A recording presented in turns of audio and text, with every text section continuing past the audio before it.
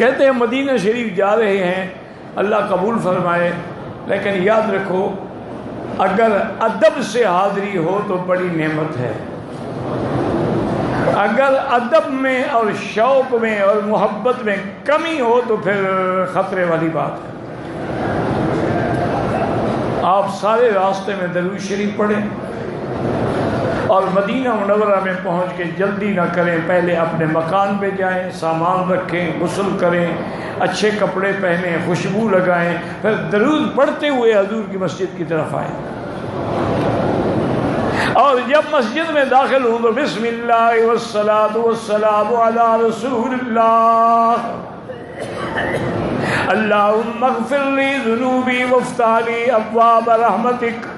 اور درود پڑھتے ہوئے چلیں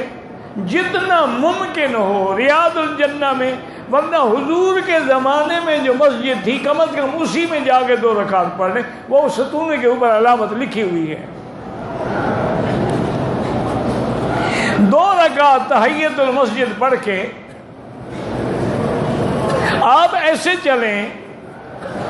یہاں کے علماء نے جنہیں تم نجدی اور وہابی کہتے ہو لکھا ہے کتابوں میں کہ جب چلو تو ایسے چلو کہ خاشعاً خاضعاً متواضعاً، خشوع اور خضوع سے، اور پاؤں پٹک پٹک کے نہ رکھو بلکہ ادب سے رکھو کہ پاؤں کی آواز بھی پیدا نہ ہو۔ اب واجہہ شریف میں آ کر نہ زیادہ قریب جائیں نہ زیادہ دور کھڑے ہوں، سامنے کھڑے ہونے کے بعد السلام علیکہ ایھا النبی ورحمۃ اللہ وبرکاتہ، الصلاۃ والسلام علیکہ یا رسول اللہ،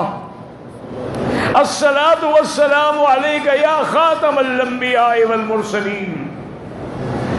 الصلاۃ والسلام علیکہ یا سید الاولین والآخرین، جو بھی یاد ہو آپ کو۔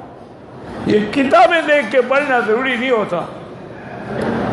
پھر سیدنا ابو بکر پہ سلام پڑھیں، پھر سیدنا عمر پہ سلام پڑھیں، پھر کعبے کی طرف رخ کر کے، چونکہ صلاۃ و سلام نبی کا حق ہے، دعا اللہ کا حق ہے،